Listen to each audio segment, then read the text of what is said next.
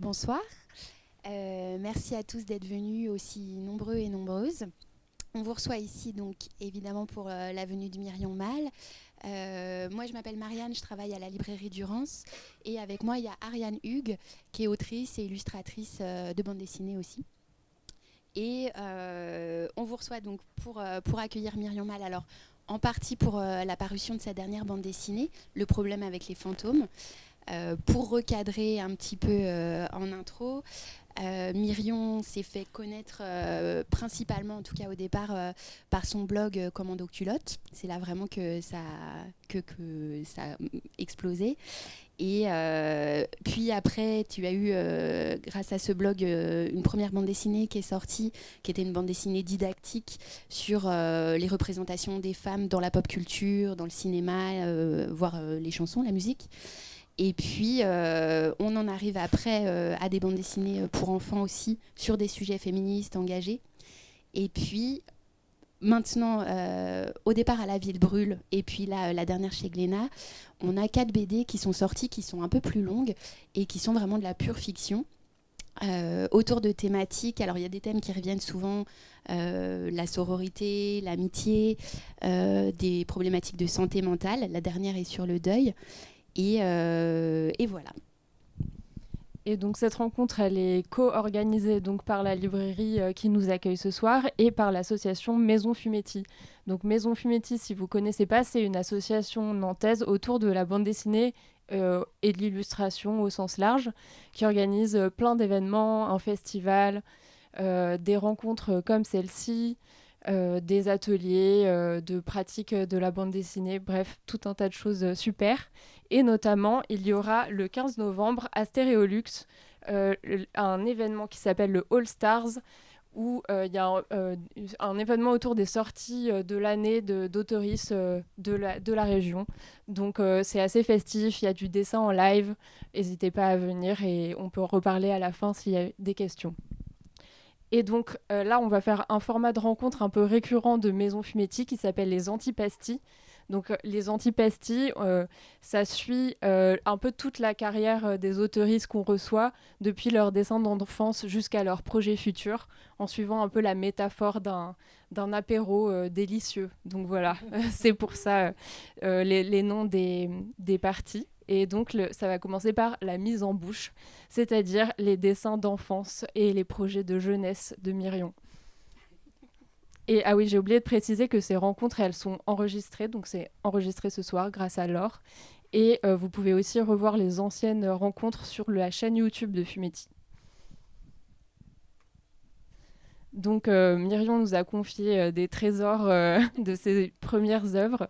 Et c'est un peu un prétexte en général pour parler de l'enfance des personnes qu'on reçoit, de leur rapport au dessin dès le plus jeune âge.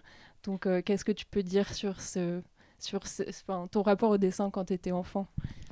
Déjà, merci beaucoup d'être ici et d'être venu, et ça me touche trop. Et merci de m'avoir proposé ce format-là. Ça me fait trop plaisir d'être prise au sérieux. Merci beaucoup.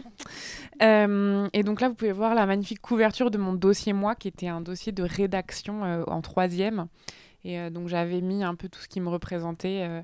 Et là, on peut voir que non seulement je lisais beaucoup de shoujo manga, que j'adore toujours énormément, mais et également que je faisais du pixel art.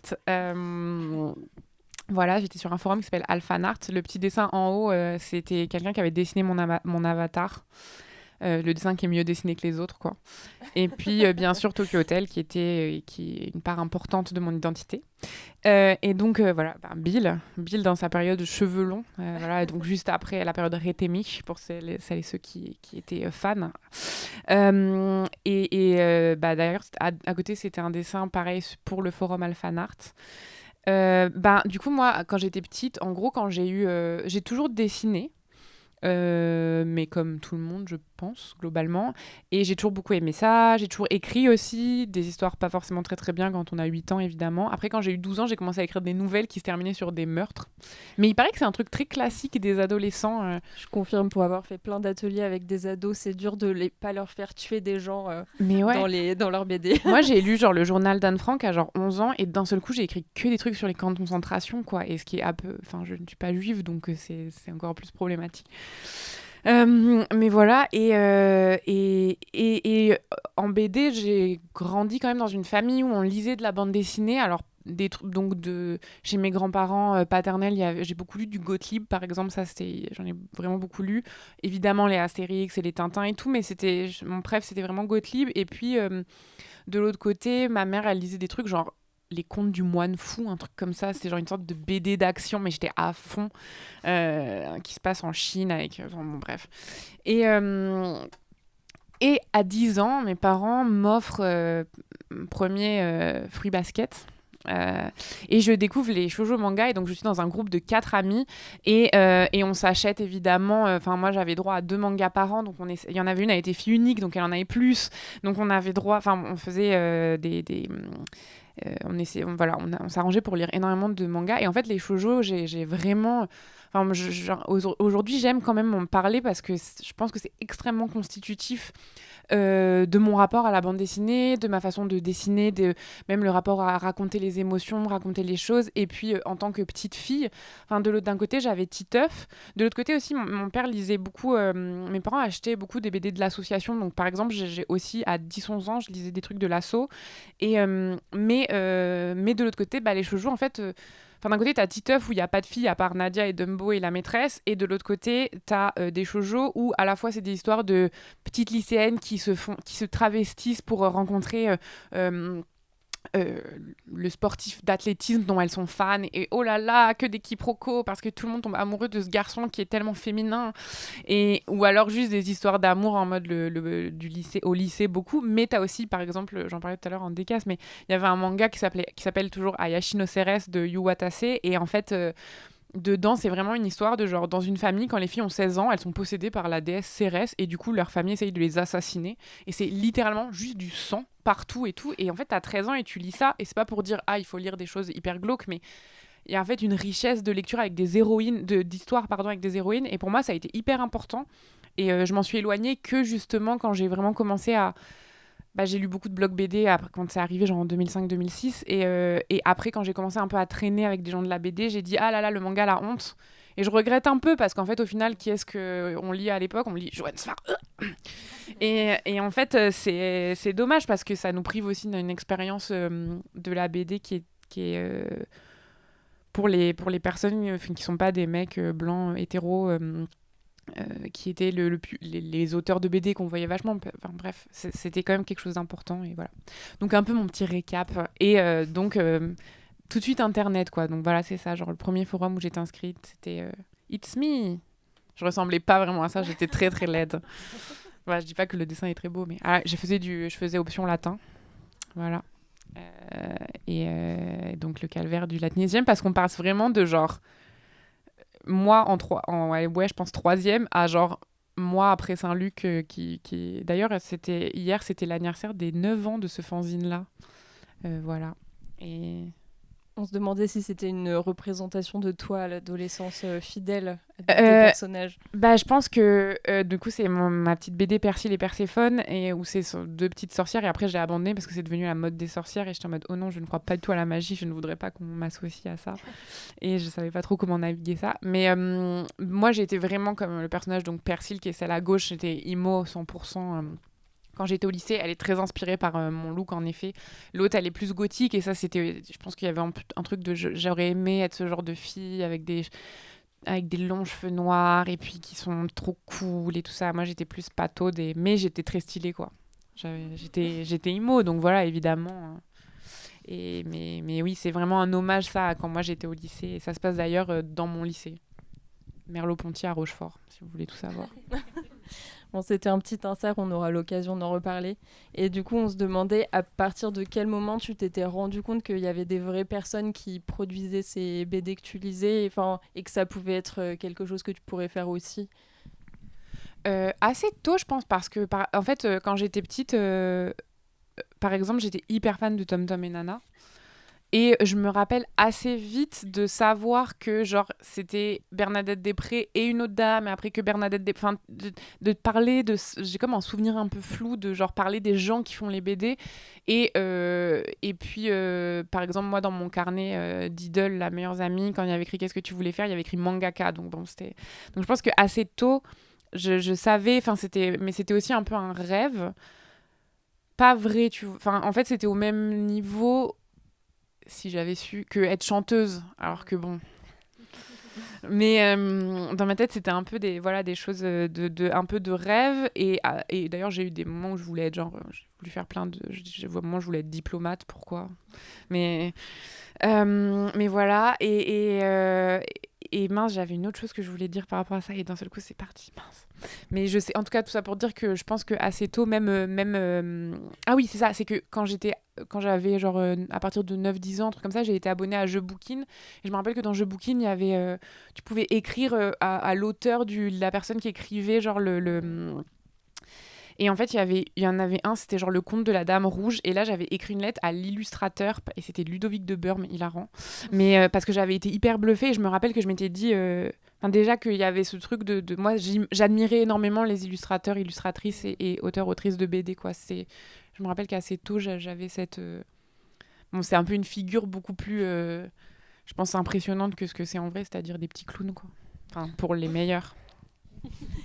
Et pour autant, t'as commencé des études de théâtre avant de faire des études d'art. Et est-ce que t'as gardé un bagage de cette période-là aussi ? Enfin, à quoi ça t'a... Est-ce qu'il y a des choses de cette période qui te servent encore dans ton travail ? Oui, bah déjà, je pense que j'ai eu en fait, comme j'ai fait une prépa lettres, option théâtre, j'ai eu la chance de genre pouvoir aller au théâtre 3 fois par semaine pour 90 € par trimestre, ce qui n'est pas une chose qui... Et puis moi, j'avais dû aller au théâtre genre 4 fois avant dans ma vie, enfin bon, bref. Et donc déjà, je pense je pense qu'il y a vraiment un lien avec la BD de juste avoir une culture à laquelle j'avais pas accès et d'être nourrie de ça. Et donc forcément, que ce soit en tant qu'artiste ou en tant que personne, ça a été hyper important pour moi. Après, bizarrement, je pense que beaucoup de choses dans la narration, par exemple, mon prof d'études théâtrales, il était en mode genre, il disait qu'il fallait pas faire des choses réalistes et qu'il fallait plutôt faire du vraisemblable. Et ça, c'est vraiment quelque chose qui est resté, que je dis tout le temps. Et bon, c'était Aristote, donc voilà. Mais il y a quand même des choses, évidemment. Et puis même... moi j'aime beaucoup Antoine Vitesse, le théâtre d'Antoine Vitesse, et ce qui était le directeur de la Comédie Française. Et en fait, lui, il était communiste, et par exemple, il a développé tout un truc qui est le théâtre. Enfin, il parle du théâtre élitaire pour tous, donc pas élitiste, mais en gros, comme au lieu de niveler par le bas pour tout le monde, on nivelle par le haut et on rend ça l'art accessible. Et lui, il a mis en scène 3 fois la tragédie grecque Électre, qui est ma préférée. Et en fait, il l'adaptait au lieu où il l'a joué, au lieu de demander aux gens de s'adapter et donc forcément d'en exclure certains. Donc voilà, des choses comme ça, évidemment. Puis après, juste, je pense qu'il y a eu quand même une volonté de faire de l'art qui était quand même là. Et puis après, ce qui est un peu drôle, c'est que le deal avec mes parents, c'était que je fasse une licence. Et ensuite, je pouvais tenter le cours Florent, qui était mon rêve. Et au final, en 2e année de prépa, j'ai commencé à ouvrir un blog BD et je faisais plein de petites BD et tout. Et j'ai rencontré des gens qui étaient aux Beaux-Arts. Et en fait, là, d'un seul coup, j'ai un peu... Et ensuite, j'ai voulu switcher. Et puis aussi, j'ai réalisé que j'étais pas si bonne au théâtre que ce que je pensais. Je pense que ça a un peu joué aussi. Et voilà. Donc... c'est ça que je disais quand je disais que je faisais des très longues réponses. Non, mais c'est très bien parce que c'était un peu l'objet de notre question après. Il y a quand même une grosse rupture juste après où tu pars à Bruxelles, à l'ESA Saint-Luc, qui est une école d'art. Et on se demandait un peu qu'est-ce qui t'avait motivé. Donc j'imagine le blog, peut-être la réception des commentaires que tu avais dessus. Et à quel moment tu t'es dit en fait c'est ça que je veux faire, quoi. Ouais, là, j'avais pas du tout de commentaires. Enfin, c'était... non, mon blog, il y avait... Mais en fait, j'ai commencé à faire de la BD, j'ai commencé à rencontrer des gens qui en faisaient, et après ma prépa, je suis allée à Paris pour faire ma 3e année de ma L3 d'études théâtrales, et là, j'ai rencontré dans un festival qui s'appelait le Festiblog, bon, donc il y avait des choses à dire sur ça, mais j'ai rencontré pas mal de gens qui sont encore mes amis aujourd'hui, par exemple Tarmaz, Elodie Chanta, Geoffroy Monde, et en fait, mais je crois que même avant ça, quand j'étais encore en deuxième année de prépa, mais je saurais pas dire exactement, mais le moment où j'ai commencé à faire de la BD, je me suis dit, ah, en fait, c'est ça que je veux faire, et un truc qui est très rare dans ma vie en général, parce que j'ai toujours peur de faire les mauvais choix, etc. Mais il y a eu comme un truc où quand je me suis dit que j'allais faire ça, c'était évident que j'allais faire ça et pas en mode je suis tellement douée. Mais plus j'avais trouvé ce que j'avais envie de faire. Et je crois que, en gros, en fait, quand j'ai fait ma troisième année, au final, alors qu'à la base, le plan avec mes parents donc, était de tenter les écoles de théâtre, j'étais en mode non, je vais tenter les écoles d'art. Et donc j'ai tenté les 2 arts déco. Je n'ai pas été prise. Et donc, en fait, j'avais rencontré Lucie Brion, qui fait de la BD aussi, et par exemple, elle a fait L'excellente voleuse. Et elle était à Saint-Luc. Et donc, j'ai découvert Saint-Luc et j'étais en mode, ah, mais ça a l'air bien. En plus, c'est une école que de BD qui est publique. Parce que les écoles de BD en France, des fois, c'est genre 3 000 € l'année. Or, nous ne gagnons pas assez d'argent après pour que ce soit rentable.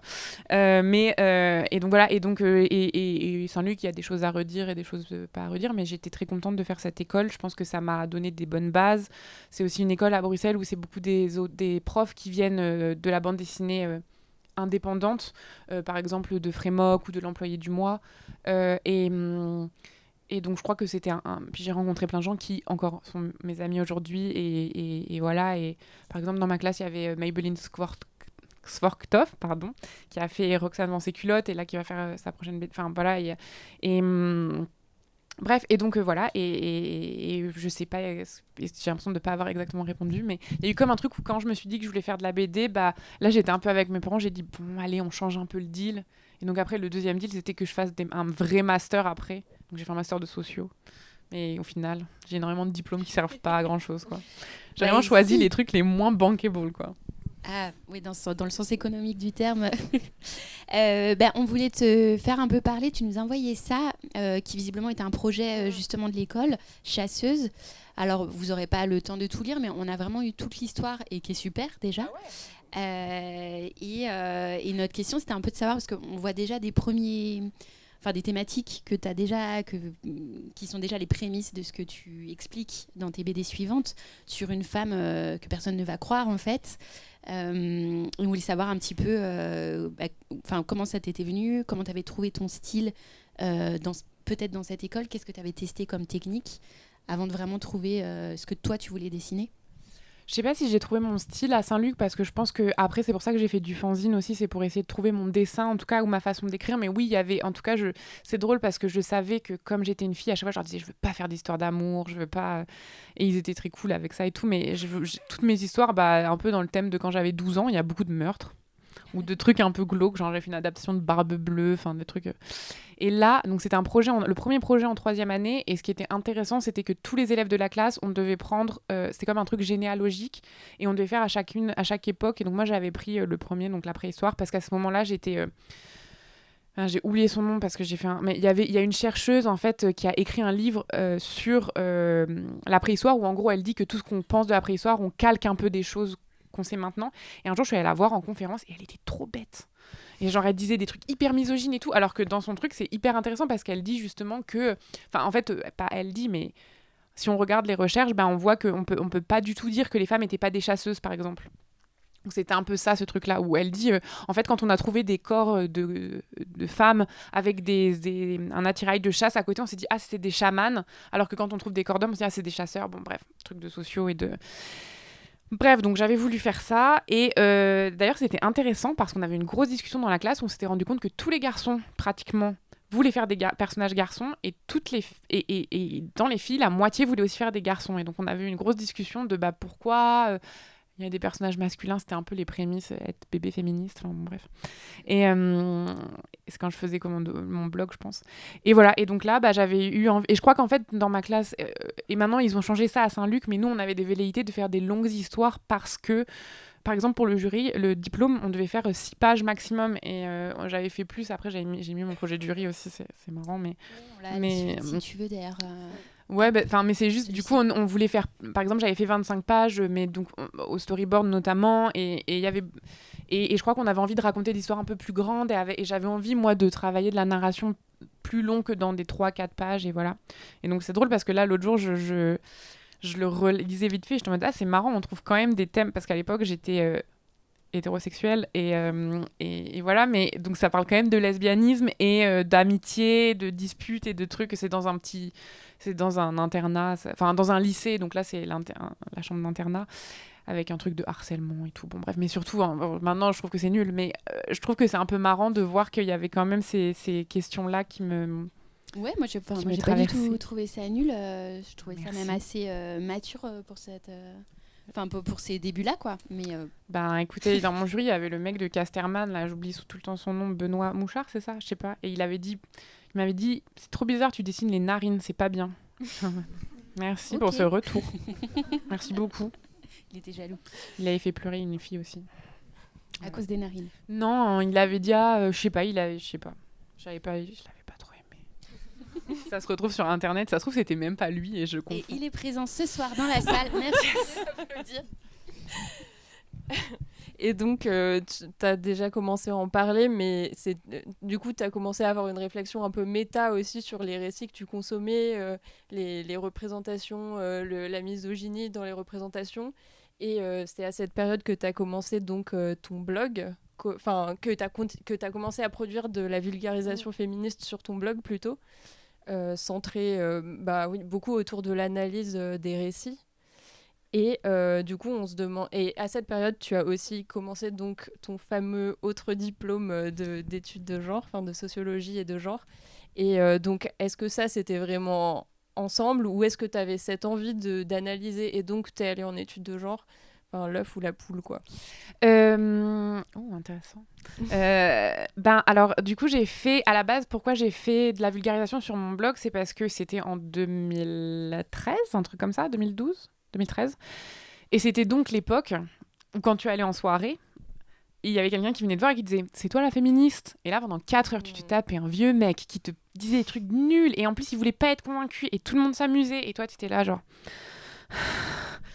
Et je m'étais dit, et puis j'avais un peu ça avec les gars de ma classe aussi, certains que j'aimais bien et tout, mais par exemple, j'avais eu un débat avec un gars de ma classe sur, il disait, les films et les trucs de blockbuster, tous les trucs qui sont pas du film d'auteur, les séries et les films, c'est du divertissement et donc c'est pas grave qu'il y ait des choses problématiques. Et à partir de ça, je m'étais dit, ça serait intéressant parce que je travaillais sur mes projets, donc je pouvais pas... Je me rappelle que j'avais commencé un projet de livre et tout, mais en vrai, j'avais juste pas le temps de travailler dessus. Et voilà. Et donc, je m'étais dit, je vais faire ça et comme ça, je pourrais mettre sur mon blog. Et c'était donc l'époque des blogs BD qui étaient... c'était trop bien, les blogs BD. C'est terrible qu'Instagram ait mangé tout ça. Mais donc, voilà, j'avais envie de... Je me suis dit, c'est chouette. Et puis, comme ça, je pourrais renvoyer les gens vers ça quand ils me parleront. Et en plus, moi, je viens quand même d'une famille très militante. J'ai manifesté très tôt et tout. Et je m'étais un peu dit, je fais... ma part pour la cause, quoi. Enfin, maintenant, je trouve que c'est pas assez, mais il y a un truc de genre, à ce moment-là, j'étais en mode, ça, voilà, c'est une façon de parler de féminisme. Et puis aussi, c'était une époque où déjà, Elon Musk, on ne savait pas encore qui c'était très bien, et Twitter était encore un endroit où il y avait, moi, j'avais lu beaucoup de... j'ai appris beaucoup de choses sur le féminisme en suivant des afroféministes, des féministes queer, même sur plein de luttes sociales, en fait, les luttes antiracistes, les luttes antivalidistes, bref, il y avait ça m'ouvrait tout un nouveau monde de vulgarisation, justement, et voilà, donc il y avait ça, et après ça, donc le deal avec mes parents de faire un vrai master. Et je me suis dit, je voulais un peu les piéger. Je me suis dit, je vais aller en sociologie parce que ça m'intéresse. Et en études féministes et tout. Et en même temps, c'est marrant parce que je savais que je voulais faire de la BD. Mais je crois qu'il y a aussi un truc où j'aime bien réfléchir. Et je crois qu'il y avait quelque chose de faire marcher mon cerveau pour comprendre des choses qui m'intéressaient. C'est trop bizarre de dire j'aime bien réfléchir. Super, qui n'aime pas ça, genre. Mais dans le sens de... Je m'étais dit, c'est cool, ça va enrichir ma culture. En fait, par exemple, mon expérience de la prépa-lettres, ça a été ça. J'ai été très malheureuse à des moments, notamment à cause de ma prof de latin. Mais il y avait quand même ce truc où ça m'a donné une culture générale à laquelle j'aurais pas eu accès. Et je suis tout à fait consciente de la chance que j'ai eue. Et donc là, voilà, c'était un peu faire ça. Et d'ailleurs, c'était très bien parce que c'était très intense comme formation. c'était un peu drôle parce que, par exemple, il y avait 3 spécialités, dont études de genre. Et études de genre, on était celle qui avait le plus de cours. Et c'était un délire parce qu'en fait, à un moment, c'était plainte en disant « Mais c'est hyper dur pour nous de travailler à côté et vous rendez ce master accessible qu'aux personnes qui sont riches. » Et c'est en mode « Oui, c'est vrai, mais on est plus surveillés. » Parce que voilà, on est le truc féministe, il faut prouver qu'on sort des bonnes élèves et qu'on est sérieuse et tout, plus que les sciences politiques par exemple. Et c'était... Bon, après, il y avait des défauts aussi dans la formation, mais ça m'a ouvert au féminisme matérialiste, qui est donc un féministe très... en fait, c'est l'évolution du féminisme marxiste. Et pour moi, qui était communiste et marxiste, mais quand même Marx... C'est pas le mec le plus sympa, il a beaucoup volé à Jenny Marx. Et chez les cocos, moi, on m'a beaucoup dit oui, de toute façon, le féminisme, c'est une lutte de bourgeois. Et donc, d'un seul coup, ça m'a aussi... Il y a plein de choses qui se sont liées dans ma tête et c'était super chouette. Et puis, j'ai eu des cours, par exemple, islam et société ou sociologie du travail, qui étaient des choses qui, je pense, en fait, sont très importantes dans les luttes sociales en général. Et surtout, non, pas surtout, mais il y a eu un truc où, quand je suis rentrée à la fac, donc en master, il y avait un peu un mépris. Je suis rentrée parce que j'avais pas fait de socio, donc j'ai vraiment montré commando culotte en disant voilà, je fais de la vulgarisation féministe et j'ai quand même une licence, bref, donc j'ai une sorte d'équivalence. Donc je suis rentrée grâce à la vulgarisation, mais en même temps, il y avait un mépris pour la vulgarisation. Et en même temps, quand j'étais dans ce cursus-là, j'étais en mode la moitié des textes sont imbitables. Genre, avez-vous déjà essayé de lire du Judith Butler ? C'est insupportable. Et pourtant, elle est trop intéressante quand elle parle et tout, mais... Et je trouve que justement la vulgarisation, c'est hyper important d'être très rigoureux, de pas justement généraliser et de dire des choses fausses parce que c'est plus simple. Et donc là, je crois qu'il y avait vraiment la possibilité... non, j'avais un peu la base et je me suis dit, je vais digérer ça et faire... Et au moins ma vulgarisation servira à quelque chose. Et c'est comme ça que j'ai fait la Ligue des super féministes, par exemple, où il y avait vraiment ce truc de... je prends mes concepts que je vois en bac plus 5 et j'essaye de... Et parce qu'en fait, ils sont pas si compliqués. C'est pas en mode genre, je suis tellement intelligente, en fait, j'arrive à les... Non, c'est hyper simple, en vrai. C'est le langage qui l'est pas. Et c'est très agaçant et c'est encore un coup du capitalisme. Non, mais genre, en tout cas, une privation de capital culturel, quoi. Et voilà. Donc, c'était un peu tout ça. Et je m'étais aussi un peu dit... Je pense qu'il y avait aussi un truc de genre, je fais déjà ça dans la BD. Si je suis spécialisée, je pourrais vivre de la BD parce qu'à côté, je deviendrais un peu la spécialiste. Ce que je ne savais pas, c'est qu'au bout d'un moment, faire toujours la même chose, c'est horrible. Mais voilà. Donc, un peu toutes ces réflexions. Je suis désolée, je vous donne... à la fin, je vais vous payer en mode comme séance de psy, en final. Donc là, on a remis en plus longuement le fanzine qu'on avait montré tout à l'heure en petit extrait là sur Perséphone, donc les sorcières ados, parce que du coup, à cette période, tu continues quand même à avoir une pratique de la fiction et tu commences à publier en fanzine. Est-ce que du coup, ce travail d'analyse que tu fais en cours, il te sert pour tes propres fictions, quoi, pour construire les récits que toi, tu as envie de lire ? Oui, en fait, vraiment... Déjà, pardon, il y a plein de choses qui sont dans ma tête. Déjà, alors j'ai fait du fanzine. Ça, par exemple, je l'ai fait, j'étais en deuxième année de master, j'avais fait un échange à Montréal, donc c'est pour ça que j'ai... Mais, ou après, je suis restée 7 ans. Mais c'est Fanny Michaelis qui était dans mon jury, elle aussi, et qui m'avait dit, j'avais dit, je déteste... Elle m'a dit, t'as l'air de plus t'amuser dans ton dessin de blog que ton dessin de travail à Saint-Luc. Et j'avais dit, oui, je déteste mon dessin là, je le trouve hyper figé. Elle m'avait dit, amuse-toi avec, genre arrête de faire des crayonnés, genre si tu préfères tes crayonnés, va directement. Bon. Et donc après, c'est pour ça que je m'étais dit, je vais faire du fanzine en y allant directement à l'encre et pour essayer de trouver comment dessiner. C'est souvent un conseil que je donne aux gens qui veulent faire de la BD parce que oui, en fait, du fanzine, c'est pas rentable, mais il y a un truc au moins tu finis quelque chose et tu trouves un peu comment t'aimes écrire et dessiner. Et à côté de ça... En fait, évidemment, il y a tous les trucs de questions féministes, de questions de justice sociale, etc. Où, oui, d'avoir ces connaissances-là, mais c'est des connaissances que tu peux avoir dans le milieu militant ou juste en lisant des trucs de ton côté.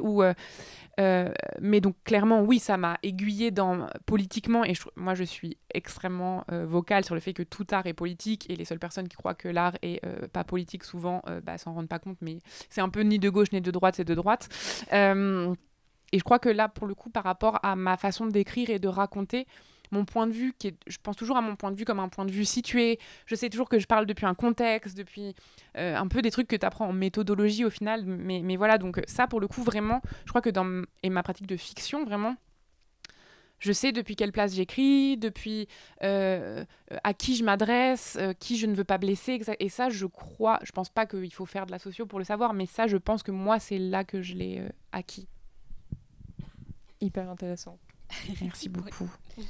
On arrive à la partie dégustation, qui est la partie plus où tu commences à publier. Donc, tu as commencé avec Commando Culotte chez Ankama. Comment ça s'est passé pour toi ? Est-ce qu'ils sont venus te démarcher ou c'est toi qui avais envoyé des choses ? Oui, en fait, au début, donc j'avais mon blog et ça avait percé, comme on dit. En fait, vraiment, j'étais passée de genre 50 vues à 500, donc c'est pas non plus... Mais voilà, il y avait eu quelques petits articles sur... Quand je dis article, c'est genre Mademoiselle ou des trucs comme ça. Mais bref. Et donc là, c'était Delcourt qui m'a... Non, d'abord, il y a Le Lombard qui m'a contactée et ils m'ont dit... Et je me rappelle, l'éditrice m'avait dit... On aimerait trop, mais en fait, que quelqu'un d'autre dessine parce que tu dessines pas... Enfin, elle m'avait dit que je dessine mal. Et à un moment, Le Lombard m'ont écrit pour me proposer un projet où j'étais seulement dessinatrice. Et donc, j'ai refusé, mais j'étais un peu en mode genre... La boucle est bouclée. Les tables ont tourné. Voilà. Et après, il y avait Delcourt. Et en fait, au final, Guy Delcourt... Enfin, il m'avait fait faire un peu des trucs. Et au final, Guy Delcourt avait dit non. Et moi, j'étais un peu en mode genre... Ah, mais j'étais jeune. J'étais à je pense que j'étais en 2e ou 3e année de Saint-Luc. Et d'un coup, Ankama est venu. Ils m'ont fait venir à Roubaix. Et je suis arrivée. Il y avait un contrat. Et c'était hyper... Pour le coup, c'était hyper rigolo. Genre, maintenant, j'ai plus tout de contact avec eux. Mais j'ai vraiment eu carte blanche. Je sais que mon éditeur, qui était Run, il n'était pas d'accord avec tout. Question féministe justement, mais il m'a, pour le coup, et ça je crois que c'est quand même un truc assez rare, vraiment j'ai fait vraiment ce que je voulais, donc ça c'était très cool. Et voilà, et donc et en fait mine de rien, même si maintenant je suis quand même contente de Commando Culotte, il y a beaucoup de choses, je suis plus du tout la même personne et je pense que politiquement j'ai évolué aussi, donc il y a plein de choses avec lesquelles je suis moins d'accord. Après c'était quand même un gros travail de recherche, genre vraiment j'ai fait en mode dissert quoi, j'ai tout sourcé, pour le coup, j'ai été très rigoureuse, mais voilà, donc je suis quand même contente de ça, même si maintenant j'en suis peut-être un peu moins proche. Mais c'est vrai que j'ai eu énormément de chance, malgré tout ce travail, d'être démarchée et d'être publiée, parce qu'en fait, après, ça, une fois que tu as un livre publié, c'est une carte de visite. Et j'ai jamais soumis un projet. On est toujours venu me chercher depuis, et c'est pas parce que je suis géniale ou trop talentueuse, ou voilà, ou genre, oulala, quel talent. C'est juste, en fait, une fois que tu es publiée, c'est moins un risque. Et même, ça t'ouvre des portes pour... Bon, j'ai eu pas les bourses beaucoup plus tard, j'en ai pas eu beaucoup non plus, mais je sais que, par exemple, pour avoir accès à des bourses et tout, ça ouvre plein de portes. Et ça, j'ai quand même eu beaucoup de chance, je crois.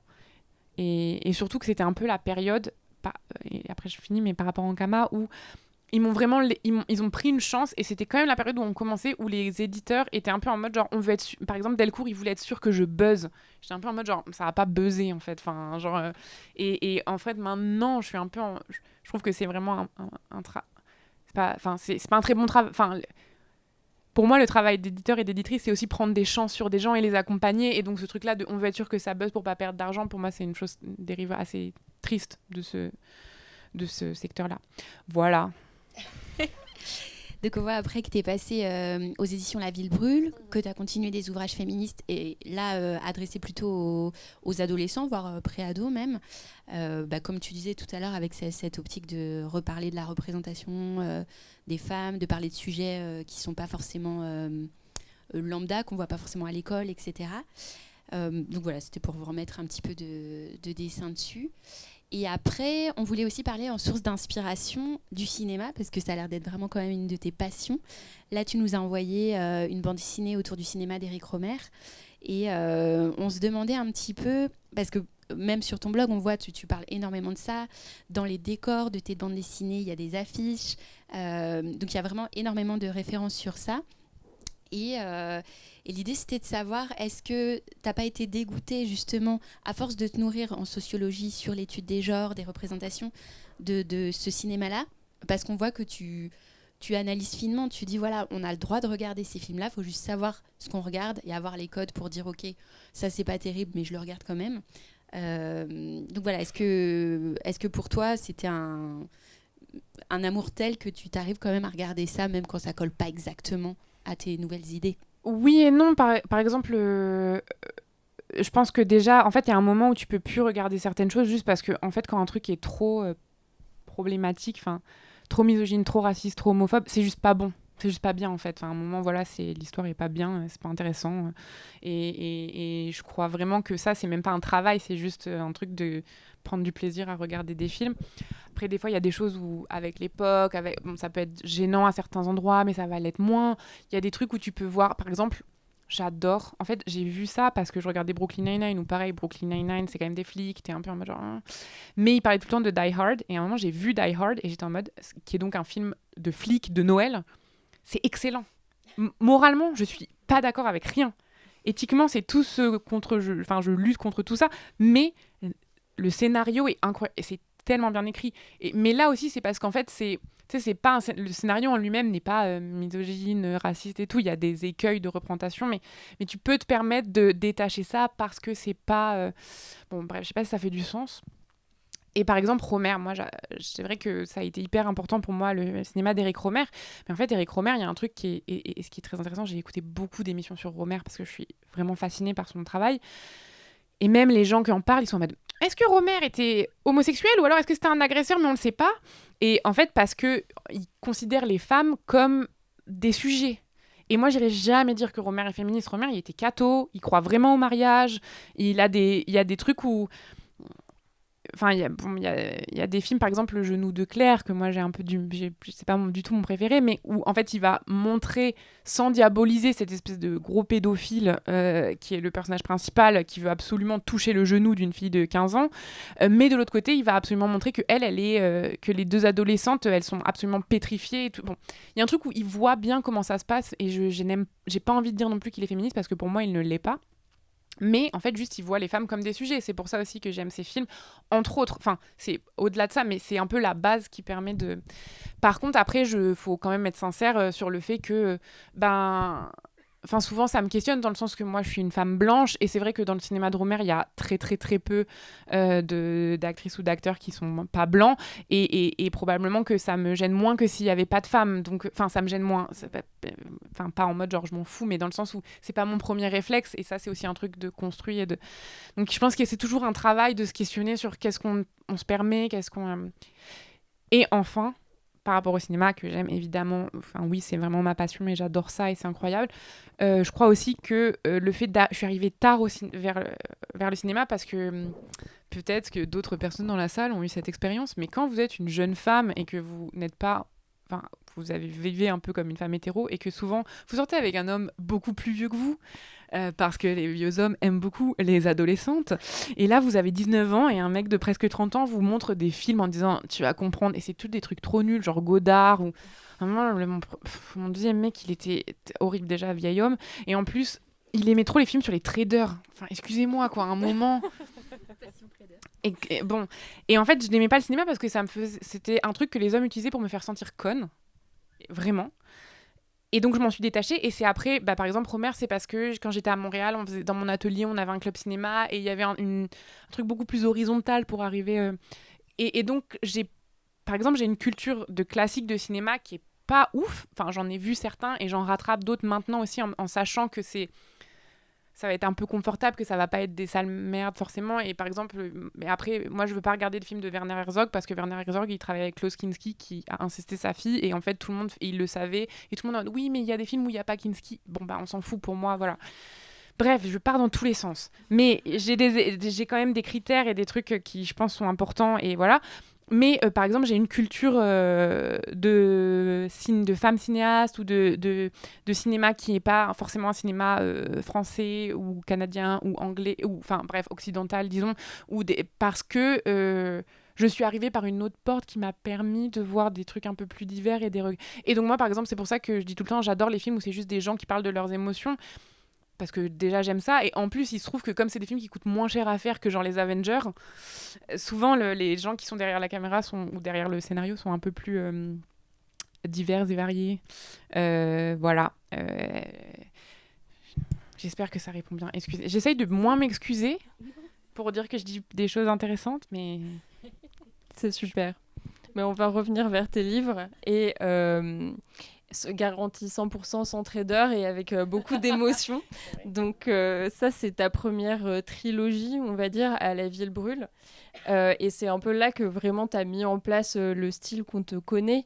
Et un des éléments caractéristiques quand on pense à ton travail, c'est vraiment les personnages et leur expressivité. La représentation des corps, l'importance des gestes, des expressions. Enfin, vraiment, on est vraiment hyper proche d'elles et d'eux. Et du coup, je me demandais comment tu travaillais ta création de personnages, justement. Voilà, est-ce que tu t'inspires de personnes que tu connais? Est-ce que tu fais du dessin d'observation qui va te nourrir? Enfin, voilà, comment est-ce que tu les mets en place? Merci pour cette question. Car je me permets de dire, mais j'imagine pas dans ce formule-là, mais c'est vrai que quand on est une femme autrice, on nous pose rarement des questions sur notre processus de travail et notre façon de réfléchir et de créer, donc c'est très apprécié. Plutôt, on va penser que t'as des émotions et là, elles sont sur le papier. En fait, donc je parlais de Rohmer tout à l'heure, mais très basique cinéphile, mais donc Rohmer et Agnès Varda. Un truc qui m'a beaucoup touchée aussi dans leur cinéma et qui a beaucoup résonné avec moi, c'est parce que j'ai appris qu'ils travaillaient beaucoup dans l'observation de façon différente les deux. Agnès Varda était plus politisée. Mais par exemple, Rohmer, il invitait ses acteurs, actrices à prendre le café et le thé dans son bureau et bon, ça paraît bizarre dit comme ça, mais juste il les écoutait et il regardait un peu leurs enjeux, leurs trucs et il écrivait beaucoup dans l'observation. Et moi, je crois que j'ai toujours eu envie de faire ça et là je l'ai un peu conscientisé quand j'ai un peu appris ces trucs là et c'est vrai que je crois que je suis beaucoup dans l'observation, donc soit de mon vécu mais pas dans le sens que c'est de l'autobio avec une petite sauce genre les personnages ont une autre couleur de cheveux que moi, c'est plus évidemment je puise dans des expériences de vie, des émotions, beaucoup des émotions que j'ai vécues justement, des fois je vais être en mode genre tu sais, à un moment, j'ai eu cette émotion-là. Comment, dans une histoire, quelque chose pourrait la recréer parce que ça me semble intéressant narrativement. Bon. Ou, dans mes amis, d'ailleurs, beaucoup, il y a plein de moments où je mets, des fois un peu en blague, des anecdotes que mes amis ont eues. C'est, par exemple, là, dans Le problème avec les fantômes, le truc de la fille Sky sur Tinder, c'est vraiment une fille qu'une de mes amies avait matchée. Et genre, j'ai un peu fait en mode hommage. Et d'ailleurs, elle a tout de suite balancé à cette meuf-là. Et j'étais en mode, elle va penser que je suis trop bizarre. Elle n'était pas censée lire ce livre parce qu'en plus, moi, je la connais pas. Bon.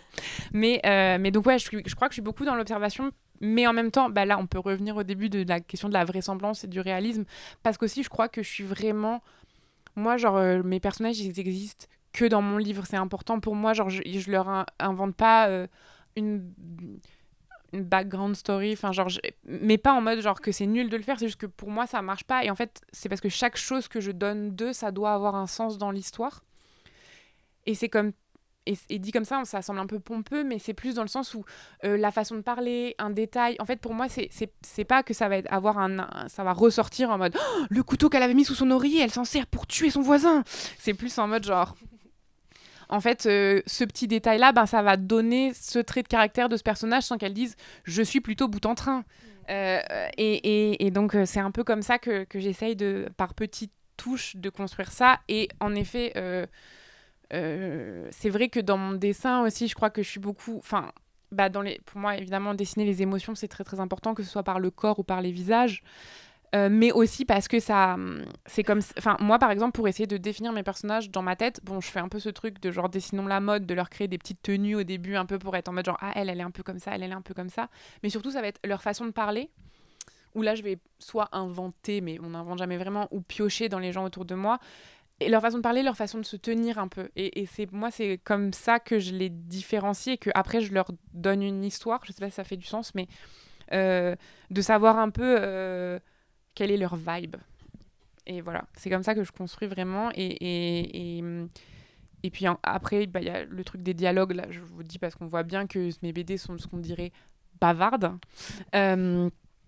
Alors que moi, je suis taiseuse. Non, mais l'autre jour, j'ai fait un truc, Léna, avec Salomé Lahoche. Et j'adore Salomé, elle est trop cool. Mais Salomé, elle a prévenu, elle a dit « Ouais, moi, je développe pas trop, je suis assez laconique. » Et c'est vrai que, genre, Carla, qui faisait la médiation, lui posait des questions et elle faisait « Ouais. » Et moi, après, j'étais en mode et puis je me disais punaise, je dois avoir l'air stupide. Et voilà. Mais et donc j'aime trop écrire des dialogues et je trouve que pareil ça je suis beaucoup dans l'observation et dans ce que je veux que ça aille chercher à la lecture quoi. Voilà. C'est parfait parce que c'est la question qu'on voulait te poser justement, la question des dialogues, encore une question technique, comment tu écris vraiment pour atteindre ce niveau de fluidité et du coup de vraisemblance plutôt que réalisme. En fait, c'est pas naturel parce que rien n'est jamais acquis à l'homme, ni sa force, ni sa faiblesse. Mais tout est acquis et par la culture et non naturel. Mais il y a un truc où j'ai pas eu trop à me poser des questions sur ça parce que je crois que juste j'écoute bien. Je parle beaucoup, mais j'écoute bien. Et donc, je suis assez... pas perspicace, mais je pense que je vois un petit peu comment les gens parlent, et donc ça, c'est peut-être un atout pour...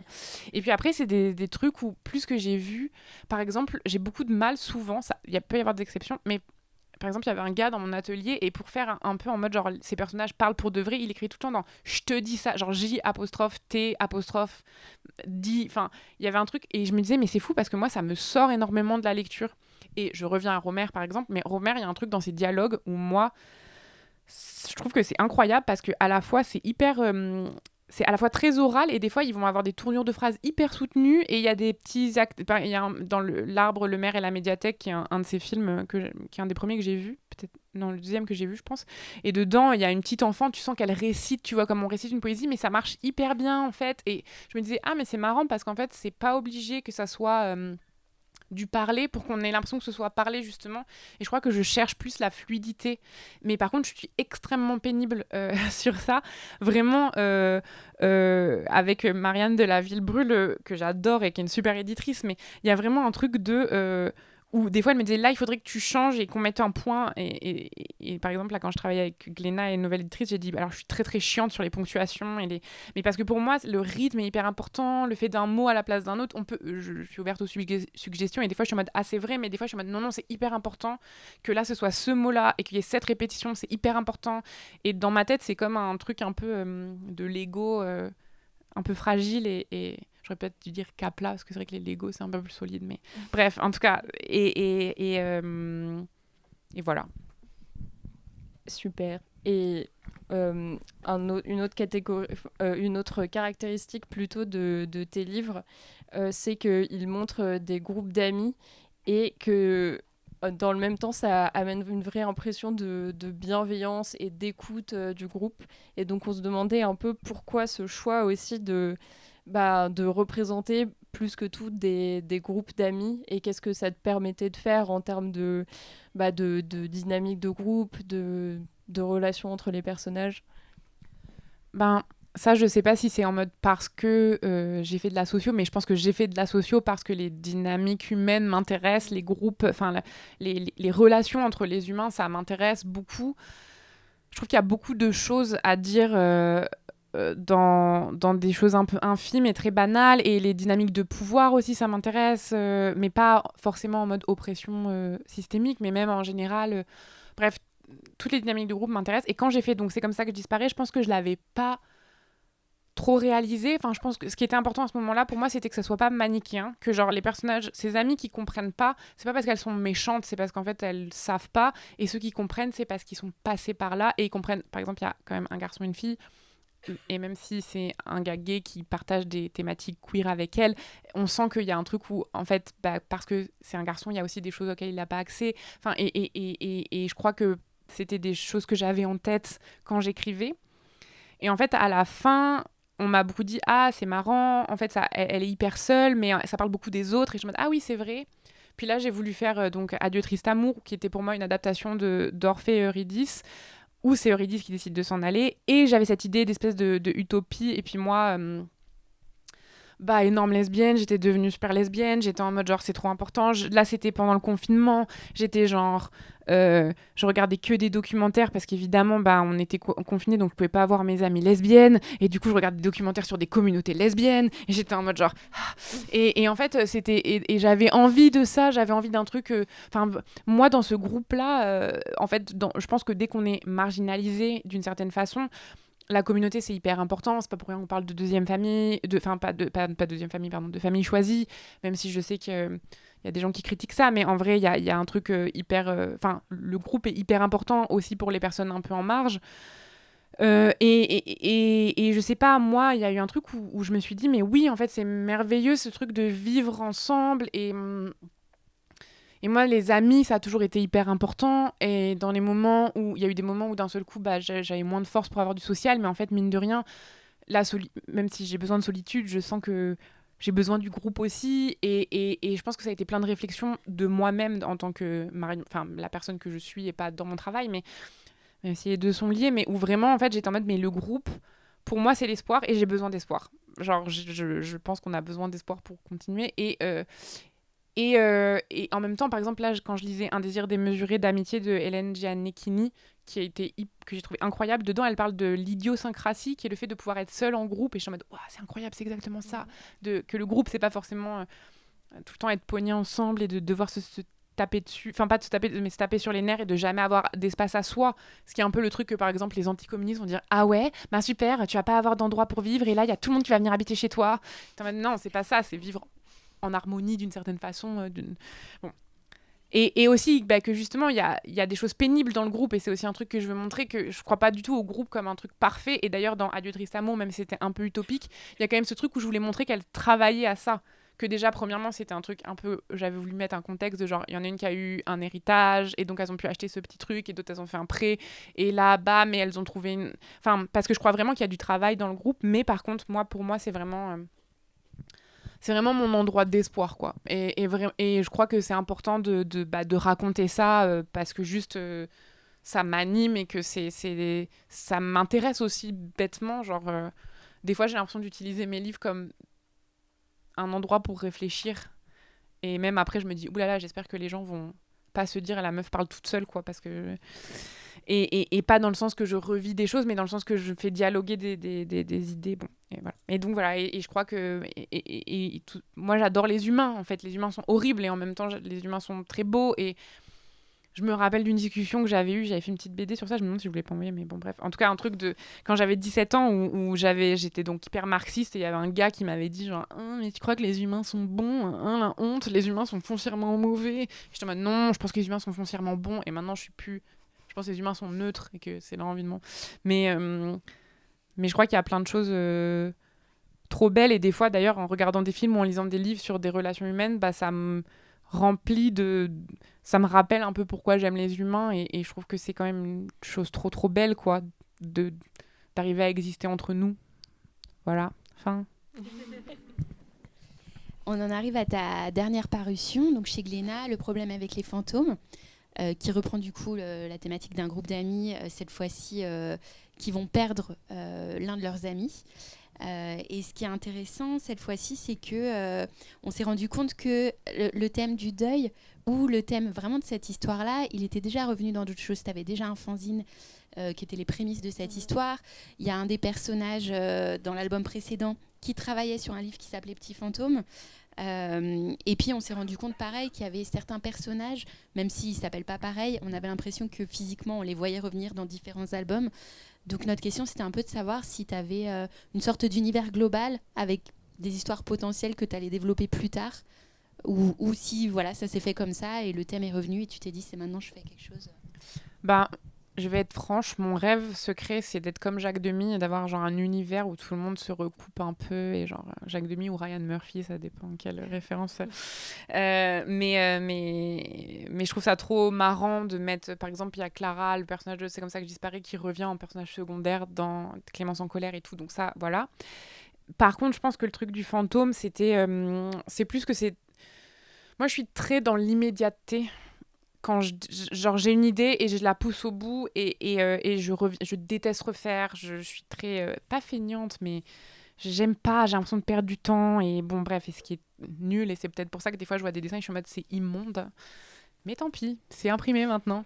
Et donc voilà, et donc ça c'était un fanzine que j'avais fait en 2017 parce que c'était une question qui me traversait, et je l'avais vraiment fait, moi je travaillais à ce moment-là dans un organisme social, je l'avais fait en 2 jours, c'était genre 20 pages, 2 soirs à mon atelier, je me rappelle, et voilà, sur la question du deuil et cette idée-là, et à l'époque j'avais pas trop réalisé que c'était un peu aussi une direction différente de ce que j'avais fait, même s'il y avait un peu des sorcières et de la magie avec Persil et Perséphone. Mais au final, ça c'est... Par exemple, j'aimerais bien les reprendre, elles, mais pas du tout ce truc-là un peu magique. Mais là, il y avait ce truc où c'était un peu étrange, mais très banal. Et bon, et j'ai laissé ça. Et puis après, quand je suis revenue en études de cinéma, bah là, j'ai décidé de le prendre comme mon projet de mémoire, en fait, où c'était un truc de recherche-création. Et donc, à la fois un mémoire de réflexion, où là, j'avais pas travaillé sur ça, et de l'autre côté, une œuvre écrite. Et donc, moi, j'avais décidé de faire un scénario, comme j'avais jamais réalisé, bref. Et donc, j'avais décidé de reprendre ça et d'en faire un scénario de court-métrage, ce que j'ai fait. Et j'ai adoré et j'étais trop contente de reprendre cette histoire et je l'ai développée, j'ai créé un autre personnage, j'ai mis un peu ce truc du deuil amoureux, et en fait j'étais en mode mais en fait j'ai d'autres choses à dire. Et au final j'ai fait des speed dating de producteurs, c'était horrible, ça m'a beaucoup découragée, mais bon. Et je me suis dit je vais pas en faire un film parce que ça me saoule tout cet argent, et j'avais repris ça pour Instagram et au final j'ai réalisé que j'avais un peu des choses à dire. Et quand Gléna m'a proposé d'en faire une BD, j'étais en mode oui, en fait je crois que j'ai envie j'aurais aimé en faire un film, mais clairement je sentais que si jamais je me mettais à ça, j'avais clairement pas assez d'argent de côté pour pouvoir me concentrer dessus, et donc ça allait prendre des années et des années, et qu'en fait j'allais être saoulée. Donc je me suis dit que j'allais en faire une BD et j'en suis très contente, et j'étais très contente de revenir dessus avec aussi. Je sens que j'ai évolué, que je parle depuis une autre place du deuil aussi, que du coup j'ai pu nourrir ça, que j'ai lu aussi et vu des films et écouté des choses qui parlent de ça, j'ai l'impression d'avoir des choses à dire tout simplement. Et donc voilà. Et même au niveau du dessin, là c'était la période où je faisais pas de crayonné et ça se voit, mais par exemple là j'ai repris des dessins parce que, je l'ai pas décalqué, mais parce que je les aimais beaucoup, ces scènes là. Et les 2 pages que vous voyez à l'écran, celle en noir et blanc, c'est celle du fanzine original, et à côté en couleur, c'est celle de la BD définitive. Et du coup, voilà, donc j'ai trouvé que c'était... je crois que j'avais envie de la reprendre, et puis ça me permettait aussi de couper avec le triptyque d'avant que j'adore et que j'aime trop et dont je suis très fière, quand même, vraiment, même si je finis de faire une BD et après je suis en mode « elle est moche ». Mais je suis quand même très très fière d'avoir fait ça, mais je voulais pas non plus... Moi, j'ai très peur de refaire toujours les mêmes choses. Et d'ailleurs, dans la fiction, comment je suis arrivée à ça, c'est parce qu'on me commandait que des trucs de BD didactiques. Et à un moment, j'étais en mode, je n'en peux plus. Je suis enfermée dans ça, j'ai aucun plaisir. Et pour moi, ne pas avoir du plaisir en faisant de la BD, c'est horrible parce que c'est vraiment ma chose préférée. Et donc, donc je suis allée voir La Ville Brûle. Et voilà, j'ai montré mes fanzines. Et c'était en mode, oui, cool. Mais là, voilà, j'étais contente aussi d'avoir un truc qui était déjà un peu là, que j'avais un peu pu nourrir et qui faisait... forcément rupture puisqu'il avait existé avant, même si là jamais... il y a quand même ce truc du groupe, de la guérison. Je pense que c'est des choses qui veut pas, comme on dit au Québec, me nourrissent beaucoup, et me nourrissent, me questionnent beaucoup, et dont je veux parler. Et donc voilà, et c'est ça. Et puis je m'étais dit un sujet fun au final, pas après les violences sexuelles, le deuil, mais c'est partie plaisir. Mais il y a une construction particulière quand même, parce que tu changes de point de vue de narratrice. Un peu comme si c'était des différentes étapes du deuil. Enfin, en tout cas, elles réagissent pas toutes pareilles au même moment donné, 1 an après la mort de leur amie. Donc ça se démarque un petit peu quand même de ce que tu avais fait avant. Oui, je me suis vraiment... en fait, par exemple, un récit choral, j'avais jamais fait ça, donc avec plusieurs personnages principaux. On pourrait dire qu'Irène est peut-être un peu plus personnage principal, mais pas vraiment en fait. C'est juste parce qu'elle a le fantôme, et donc voilà. Mais vraiment, je voulais leur donner toute la même place et pas avoir un personnage qui porte l'histoire. Déjà avoir ce truc un peu du fantastique, alors que moi je suis très dans le quotidien, très banal, mais j'aime ça beaucoup, comme c'est parce que c'est là les histoires que j'ai envie de raconter. Mais voilà, ce truc aussi où c'est pas que du dialogue, on a accès à des voix off, on a accès à des pensées. Il y en a une qui fait son monologue, ça c'était vraiment le truc le plus dur pour moi, le passage de Nour où elle parle toute seule. J'avais trop peur que ça ait l'air... J'ai souvent d'un mauvais post Instagram, vous voyez un peu les trucs où c'est les gens qui se regardent trop le nombril, en même temps on se regarde toujours le nombril, mais un peu ce truc-là où j'étais en mode ah là là, mon Dieu, il faut pas que ça ait l'air mal écrit, regardez le nombril, désolé, on aurait dit que j'avais l'air prétentieuse et que je voulais être en mode des gens font des trucs nuls, mais plus vous voyez cette espèce de chose où on écrit un peu mal parce qu'on a un peu l'impression qu'il faut parler d'une certaine façon, et j'avais trop peur de faire ça. Et donc voilà, et je pense qu'aussi me donner ces contraintes-là, entre guillemets, ça permettait de pas refaire la même chose. Et brièvement, nous on voulait juste voir un petit peu avec toi. Il y a quand même des scènes très cinématographiques avec des inserts sur certains objets, sur des moments du quotidien. On se demandait un petit peu s'il y avait une symbolique derrière, parce que même au début de chaque chapitre, il y a un objet qui est représenté. Est-ce que c'est significatif pour toi ? Oui, bah déjà par rapport au cinéma, moi il y a vraiment je dis très souvent que je trouve que souvent le terme roman graphique il est utilisé pour dire non, moi je fais pas de la BD comme les autres, plouc. Et en fait, et j'adore les romans, hein, mais je trouve que c'est un terme qui est assez mal choisi parce que pour moi, la bande dessinée, c'est beaucoup plus proche du cinéma. C'est un langage qui utilise les images et les mots pour raconter quelque chose. Et donc, je trouve ça... oui, je pense que je suis très inspirée par le cinéma, mais aussi par la BD. C'est juste que pour moi, c'est un peu le même langage, mais avec des spécificités, évidemment. Mais voilà. Et après, du coup, en fait, à chaque fois, ça, c'est un truc que je me rappelle à Saint-Luc. Un des premiers trucs qu'il nous avait dit, c'était dans ta page, il faut que tu penses à où est-ce que tu veux que l'œil aille, qu'est-ce qui est important. Et qu'est-ce que tu veux faire ressortir ? Et ça, c'est vraiment un truc que je pense quelque chose à laquelle je pense à chaque fois, pardon. Et donc, par exemple, souvent, je me dis comment construire ma page, comment faire en sorte que ce que je veux qu'il ressorte, etc. Et pour les objets de début, c'était des choses symboliques à chaque fois il y en a, je pense, qu'on comprend moins. Par exemple, pour Nour, je me suis beaucoup questionnée. Au final, j'ai mis une plante parce qu'il y a vraiment ce truc où elle a eu un rapport avec Caleb où elle dit beaucoup que qu'ils se sont construits ensemble, mais c'est pas non plus sur ça qu'elle appuie. Donc je me disais, ça permet pour les gens qui veulent y voir ça, ils peuvent y voir ça, mais s'ils voient autre chose, c'est tout à fait ok aussi. Et donc voilà, et c'était c'est un peu ce truc-là de construire aussi les personnages par petites touches. Et je crois que je préfère toujours perdre des gens plutôt qu'être trop bourrine. Et donc peut-être que c'est ça. Voilà. Est-ce qu'on passe peut-être aux milliardises ? Ouais, on peut faire ça, ouais. Du coup, on voulait juste souligner que c'était très lumineux comme livre et il y a un Pantone jaune fluo qui souligne très bien cette idée, mais voilà, on va passer là-dessus.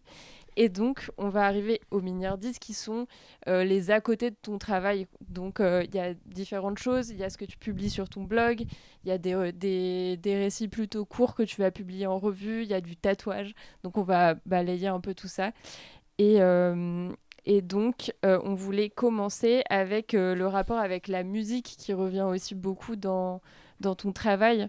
Et voilà, on se demandait comment tu utilisais la musique. Enfin, est-ce que juste t'en écoutes beaucoup et du coup ça ressort, ou est-ce que tu t'en sers consciemment pour te mettre dans des ambiances Est-ce que ça t'amène à explorer aussi d'autres formes d'images que dans tes récits qui sont justement, comme tu disais, très réalistes, très sur le quotidien, le matériel, et là aller dans d'autres styles d'images? La musique, un peu tout ça. J'en écoute vraiment beaucoup. Puis j'ai un rapport aussi très narratif avec la musique souvent. Genre moi, je viens... Enfin, c'est drôle, mon frère et mes parents font de la musique, mais ils sont pas du tout musiciens. Mais mon frère et ma sœur sont musiciens professionnels. Et moi, j'ai fait de l'orgue quand j'avais 7 ans. Et à la fin de l'année, le prof m'a dit, ça serait mieux pour tous les deux que t'arrêtes. J'étais pas très bonne. Je fais un peu du ukulélé, mais bon. Écoutez, la dure vie, après il est devenu vendeur d'électroménager, donc je peux toujours me dire que peut-être lui non plus n'était pas un très bon prof. C'est horrible, à chaque fois que je fais des trucs comme ça, on dirait que je suis en train de dire c'est nul d'être vendeur d'électroménager, mais vous comprenez ce que je veux dire, c'est juste en mode genre peut-être qu'il n'était pas un très bon prof. Grosse reconversion. Et c'est juste que c'était un peu drôle parce que le magasin d'orgue est devenu son magasin, enfin lui il a pas bougé quoi, c'est juste les objets à l'intérieur qui ont bougé. Bref, à Marennes, dans le 17. Voilà, si vous voulez tout savoir, c'est horrible, désolée. C'est terrible parce que je m'en veux vraiment. Après, je me dis, oh non, mais ils vont penser que je suis vraiment odieuse et prétentieuse. Et puis voilà. Non, mais je pense à vous voyez l'image que vous avez de moi, d'une personne cruelle. Bref, tout ça pour dire que... Et donc, c'est très dur, je suis la plus grande, mais c'est quand même dur de grandir avec un frère et une sœur qui font de la musique et qui sont hyper... maintenant je les adore de tout mon cœur, mais un peu prétentieux à l'adolescence, genre t'écoutes de la merde, non, pourquoi t'écoutes ça? Et en fait il y a un peu ce truc, notamment avec mon frère, où moi je fais, évidemment l'air de la musique est très importante, mais c'est vrai que j'ai toujours tendance à c'est souvent les paroles qui vont me toucher en premier, alors que mon frère c'est l'inverse, genre souvent il écoute même pas les paroles, ou il écoutait pas quand il était ado et tout, et lui c'est un musicien de jazz à la base, donc c'est vachement plus la construction musicale, bon. Et donc je pense que j'ai eu cette espèce d'attachement aux paroles où du coup c'est ça, genre j'ai vraiment un rapport très narratif, et donc des fois ça me met dans des ambiances, mais parce qu'en fait, oui, je trouve que il y a beaucoup de chansons qui me donnent envie d'écrire des histoires, en fait. Et j'écoute, c'est ça, oui, j'écoute de la musique et je suis en mode, waouh, j'aimerais. Enfin, en fait, c'est marrant parce que j'ai eu beaucoup de discussions, mais il y a très longtemps déjà, sur le fait que pour moi, la musique, c'était. Enfin, les chansons, la chanson pop, la variété, etc., c'était de la poésie. Et je me rappelle que des fois, il y a des gens qui sont en mode n'importe quoi, la poésie, c'est Rimbaud et Baudelaire. Et par exemple, il y a un groupe québécois qui s'appelle Les Trois Accords, qui fait de la musique un peu humoristique, mais ils ont une chanson qui s'appelle Dans mon corps. Et je pense que c'est une des rares choses que des hommes ont écrit pour parler d'être une femme, que je trouve qui est bien.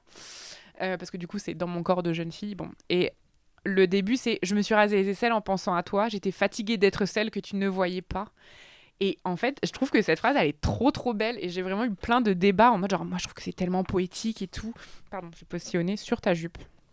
Je m'excuse. Je vois pas. Mais, et en fait, bon, bref, tout ça pour dire que je crois qu'il y a un truc dans les histoires où, avec le dessin, des fois, j'ai envie de souligner, par exemple, la chanson de Priscilla, Toujours pas d'amour. Je trouve qu'elle est sublime dans son texte. Et le fait que ce soit une chanson commerciale pop, ça la rend encore plus touchante à mes yeux. Et j'avais fait une BD à partir de ça, où j'avais fait un petit personnage qui déambulait avec les paroles, et il y avait plein de gens qui m'avaient dit c'est tellement beau, c'est tellement poétique et tout, et alors qu'en fait, quand tu écoutes la chanson, je pense qu'ils auraient écouté la chanson, ils ne seraient pas arrêtés à ça. Et voilà, et donc j'aime trop la musique, et j'aime trop et ça me donne trop envie d'écrire souvent. Voilà. Et bah, ce rapport avec la poésie, du coup, tu nous as aussi envoyé des petites séquences qui ressemblent vraiment à des poèmes visuels au final que tu publies. Et donc, on s'était demandé justement si tu lisais aussi de la poésie. Et moi, j'ai l'impression que notamment au Québec, il y a une scène poétique assez contemporaine, vivante, féministe. Et si ça t'avait aussi influencé. Ouais, vraiment. Bah, en fait, moi, je crois que j'ai toujours eu un peu envie d'écrire de la poésie, mais j'ai voulu écrire quand j'étais... Je me rappelle, genre dans un de mes journaux intimes que j'ai abandonné très vite, mais j'avais écrit un poème sur l'eau quand j'avais genre 9 ans, et je l'avais lu et j'avais dit je n'écrirai jamais de poésie, quoi, c'était nul, c'était tellement nul. Et après je m'étais dit la poésie, vous voyez, c'est un peu ce qu'on apprend. Et en effet, au Québec, il y a vraiment une scène très très très vivante de... Enfin, ouais, il y a le prix Émile Nelligan, qui est un très gros prix, donc qui est pour les jeunes poètes. Donc Émile Nelligan, qui était un poète qui est mort très jeune, québécois très important. Et il y a vraiment des maisons d'édition de poésie. Enfin, c'est extrêmement riche et extrêmement beau. Et en fait, c'est même... il y a plein de soirées de la poésie. Enfin, il y a plein de lectures, de soirées de lecture de poésie dans des bars, dans des cafés. Il y a la nuit de la poésie, qui est je sais plus quel jour d'août, mais où t'as plein d'endroits dans la ville où les gens lisent. Enfin, il y a des événements de poésie. Enfin, bon.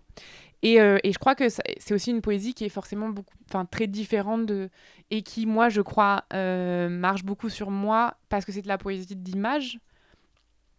Mais par exemple, j'avais une amie, bon, maintenant on n'est plus en contact, mais elle était vraiment en mode genre, moi, ce qui est important pour moi, c'est la forme. Et c'est drôle parce que moi, je suis en mode, moi, c'est l'inverse. Je trouve que c'est vraiment l'image que ça réveille, que je trouve des fois dans la grande simplicité. C'est peut-être ça le rapport aussi avec la chanson, où des fois, dans un truc très simple, ça fait naître une image très très belle.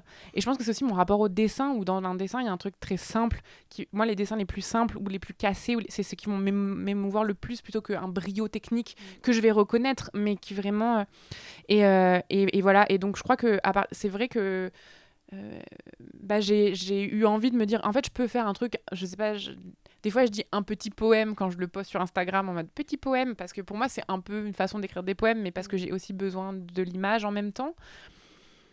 Je sais pas si c'est bien et j'aurais pas la velléité, mais j'ai de dire que j'ai dit 2 fois le mot velléité dans cette rencontre.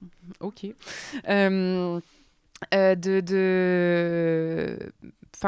J'ai déjà eu envie, par exemple, il y a une maison d'édition qui s'appelle Loi de Cravant au Québec, vous pouvez trouver les livres en France, et ils publient beaucoup de poésie, mais aussi beaucoup d'objets hybrides. Et par exemple, Julie Delporte, qui est une autrice de BD que j'aime trop et qui est une amie et qui est merveilleuse, elle a fait un petit livre qui a été édité, où c'est des gravures et des petites phrases à chaque fois de poésie, enfin bon bref. Et donc je m'étais dit, j'aimerais bien faire un objet comme ça un jour aussi. Au final, je l'ai jamais fait. Mais en tout cas, par exemple, avec le problème avec les fantômes, j'avais envie d'explorer aussi une façon d'écrire plus poétique, entre guillemets. parce que je crois qu'il y a ce truc de la... Pas la beauté des images, c'est pas forcément obligé d'être beau, mais un truc de créer, de renvoyer. Je trouve que c'est hyper fort, en fait, comment des fois associer des mots, des images, etc., ça crée une émotion ou un truc. On dirait que je décris la lecture. Non, mais enfin, je sais pas si vous voyez ce que je veux dire. C'est quelque chose d'extrêmement pur, je trouve, et vers lequel j'avais envie de tendre parfois. Mais j'ai toujours peur d'avoir l'air bête en même temps. Quand on écrit des trucs comme ça, je trouve que tu es en mode genre, ouais, super, la peau de tes coudes s'est arrachée, super, ma belle, cool. Voilà. Et est-ce que du coup, le fait en attendant potentiellement de faire des objets, des livres vraiment dans ce registre, le fait de publier sur Internet, ça permet de s'autoriser l'expérimentation justement et de le tester, de le montrer. Toi, du coup, tu continues à être très active sur les réseaux sociaux. Tu as réinvesti l'espace du blog récemment aussi. Est-ce que ça te permet ça ? Ouais, là, il y a une personne qui m'a écrit, bref, pour m'aider à faire un petit site, justement, comme un blog hyper simple, parce que moi, en fait, j'ai justement, avec toutes les discussions, là, déjà, les GAFA, donc tous les gros sites, ça pose énormément de questions sur l'espace Internet, plus, en fait, le fait de dépendre d'Instagram. Par exemple, dans la BD, maintenant, ou dans l'illustration, il y a plein de gens, mais même...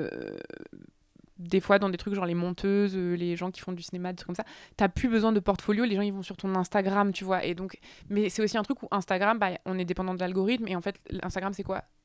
C'est une entreprise, ils veulent de l'argent, comment ils font de l'argent, ils vont pousser certaines choses, bon voilà, je capitalisme 101, mais un peu ça, et à côté en fait... là, il y a eu tous les trucs avec Meta qui était en mode c'est ok de dire que être LGBT c'est une maladie mentale. J'adore Donald Trump.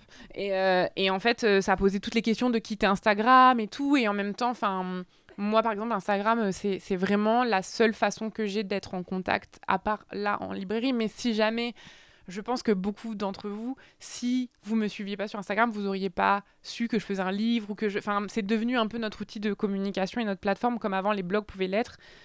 Et j'aimerais trop revenir à ça, justement, un truc beaucoup plus détaché de ces grosses choses. Mais tout ça pour dire que ça a fait que j'ai eu une grosse réflexion à mon rapport à Internet où, en fait, moi, je me définis vraiment comme une Skyblog kid. Genre, vraiment, j'ai grandi avec Skyblog. Mon premier blog, je l'ai eu, j'avais 13 ans. C'était un chat blog. Et j'ai toujours eu ce truc de... En fait, et je pense que j'ai quand même un rapport assez sain à ce qu'on appelait, est-ce qu'on l'appelle encore comme ça, l'extimité, à l'époque où j'étais au lycée et que les gens étaient en mode « Les adolescents ont des blogs !» Et en fait, je sais toujours ce que je montre, je suis en absolu contrôle de ce que je partage. Genre, j'ai pas du tout... Moi, par exemple, je trouve que c'est terrible l'influence, comme ce truc même de mettre en scène des choses... Au-delà de l'aspect capitaliste, justement, il y a aussi un truc où je me dis, waouh, ça doit être hyper dur de tout planifier dans ta vie, de tout montrer, de mélanger. Le privé devient un truc... genre, les gens qui ont un Instagram de couple qui est leur gagne-pain, je me dis, waouh, ça doit mettre une telle pression sur les relations. Bon, voilà. Autre débat. Mais par contre, moi, je trouve que c'est hyper important. J'ai toujours partagé des choses sur Internet, sur mon blog, sur Instagram, des petites choses comme ça, où en fait, j'aurais pas d'autres endroits où les mettre. Mais pour moi, c'est important de les écrire et de les montrer parce que j'aimerais dire que je veux faire de l'art brut et je le fais juste pour le faire. Mais en vrai, j'ai envie aussi que les gens me lisent et pas en mode genre « Waouh, super, toute la Terre t'a lu !»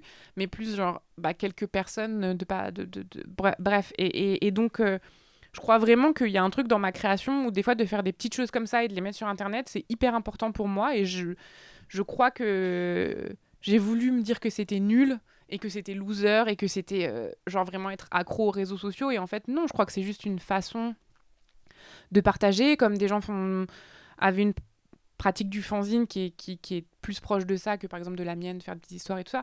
Bref, et c'est trop important d'avoir des espaces juste à soi pour raconter des choses juste pour soi et pas toujours dans un but de publication de livres, etc. Et ce qui est trop bien aussi. Et moi, par exemple, pour moi, je serais contente que mon gagne-pain ne soit pas Internet. Ça serait, je pense, un coût quand même si jamais je perdais mon Instagram, mais je gagne aucun argent par Instagram, par Internet, mes très grandes quantités d'argent viennent uniquement de mes livres vendus, quoi. Des ponts d'or. Bref, ou du tatouage, car en effet... Oui, c'est ça, il y a un autre endroit où tu t'exprimes aussi, c'est sur la peau des gens, tu tatoues. C'est arrivé... tu fais ça régulièrement ou c'est vraiment quand quelqu'un te demande et... Quand j'étais à Montréal, en fait, j'ai commencé à faire ça justement pour payer mon loyer. Et en me disant, je veux pas prendre de contrat alimentaire, donc des trucs pour avoir de l'argent en BD, parce que déjà, c'est très mal payé, et en plus, ça prend beaucoup de temps. Et aussi, j'aime trop la bande dessinée, et je veux faire que mes trucs. Et ça me donne un bon équilibre où BD et tatouage, ça se complémente assez bien, parce que BD, c'est hyper solitaire. Tatouage, t'es en one-on-one avec la personne pendant au moins 1 heure. Et puis, j'ai la chance que comme je le fais pas tout le temps, je peux faire juste mes flashs, donc juste mes dessins. Bref, et quand j'étais à Montréal, j'avais un studio 2 jours par semaine et en fait c'était horrible, j'arrivais pas du tout à m'organiser.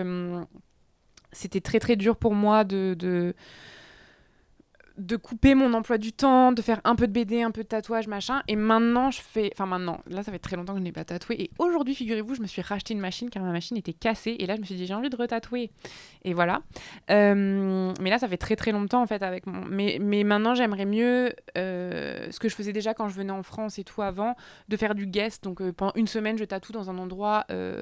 et je touche moins d'argent que si j'étais genre parce que tu donnes au salon où t'es nanana, mais en vrai pour moi je trouve que c'est hyper c'est beaucoup plus simple déjà parce que pendant juste seulement 24 heures je dois être attentive aux mails et après je peux me concentrer sur le reste de ma vie et tout ça et bref, mais moi j'aime trop tatouer en fait, j'ai beaucoup de plaisir à faire ça et bizarrement il y a un truc où je trouve que c'est chouette parce que c'est des fois les gens ils disent ah t'as pas peur de gâcher de te rater et tout, et oui évidemment, et ça m'est déjà arrivé, et après je fais des retouches, ou voilà, ou quand j'ai commencé, c'est pas pour rien que quand tu commences tu fais tes tatouages gratuits au début aux gens, et que t'es...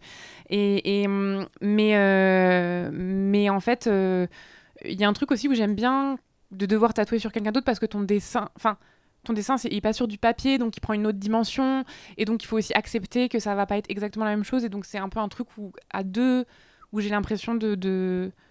Ouais, et pourtant, j'aime pas tant mes dessins, mais quand je les fais sur quelqu'un, je les aime trop, comme si c'était mes enfants. Genre, waouh!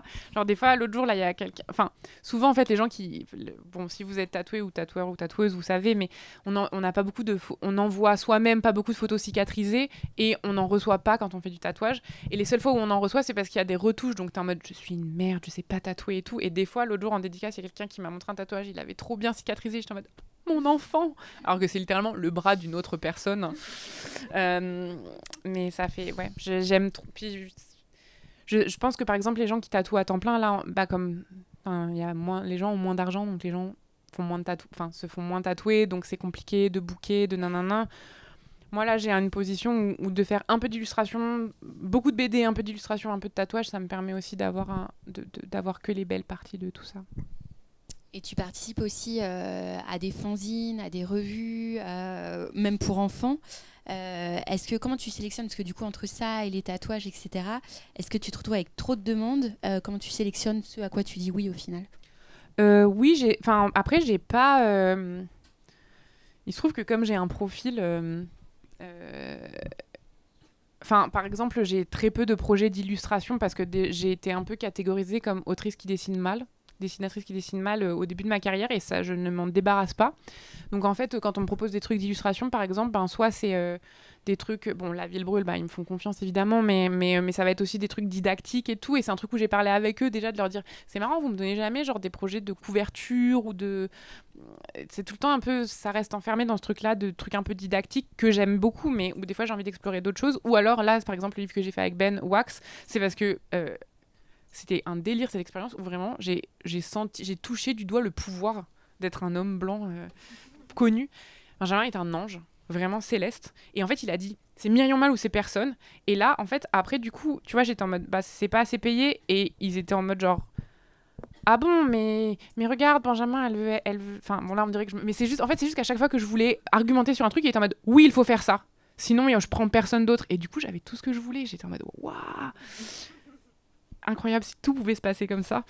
Mais donc voilà, un ange céleste. Et lui, Vindio, il m'a dit oui, j'aime vraiment trop comment tu dessines, donc j'aimerais... Et d'ailleurs, un truc inspiré du tatouage aussi, je l'avais tatoué, un dessin de sa femme, mais je l'ai tatoué, bref. Et...